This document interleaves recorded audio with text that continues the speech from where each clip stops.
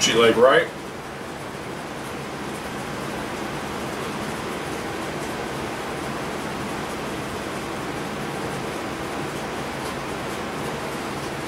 It's going to be 46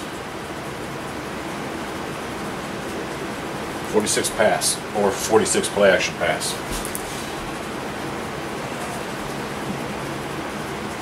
X, Y, Z. 1, 3, 4. We are going to use 46 as our action. So we are going to fake a 46 pass, or 46 power, and then run a pass behind it. So the line is still going to block like we're running a 46. Linemen, you are not allowed to go more than 2 yards past the line of scrimmage. That is an illegal lineman downfield. So usually you need to stay right about the line of scrimmage. So what you can do, take a hard step and then sit on it. What that means is once you make contact with the guy, you try to control him right here. You don't try to push him any farther up. You just try to keep him from getting into you. This is a very fast play, so we don't have to worry about a whole lot as long as we get these blocks. Fullback is going to lead up, and then he's going to block because he normally would be lead blocking. The halfback, this was a little bit tricky for the halfback. He's going to take his jab step. He's going to come up like he's getting the handoff. 1, 2, third step. And after the fake handoff, he is going to peel back this direction in case this defensive end is coming and nobody is blocking it. The defensive end should work upfield, see it pass, and then come this direction. So he's going to get his fake handoff and then peel back to offer a little protection for the quarterback. Quarterback after his fake is going to take 1, 2 more steps. On all of our run plays, we have our split ends always crashing inside to get leverage. On this play, we're still going to crash inside, except for we're just going to turn up the field. All right, so we're going to crash in, turn up the field. Ideally, this pass is going to be no longer than 10 to 15 yards down the field. That is a long throw for the kids. So we won't, we're not going to throw it 40 yards down the field. This tight end, after he takes his step, like he's going to block, he's then going to release 5 yards up the field and straight to the sideline, what we would call an out. This is what we would call, it's more of a slant corner. We're just going to call this a corner route and an out.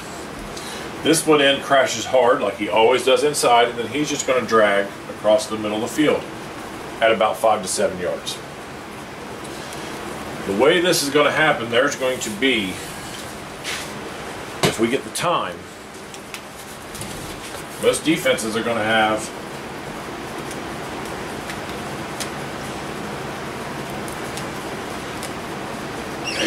a cornerback right here. I'll have to use green. I was hoping to use a different color, but they're going to have a defensive cornerback. This guy's responsibility is usually to not let anybody behind him. So if the Z pushes hard and releases downfield, more often than not, this cornerback is going to stay with him. They have just vacated this 5 yard out. All right. So the quarterback's read, who he is looking at, he is watching this cornerback. If this cornerback drops back here, then there's not going to be anybody here to defend this play. There's the pass.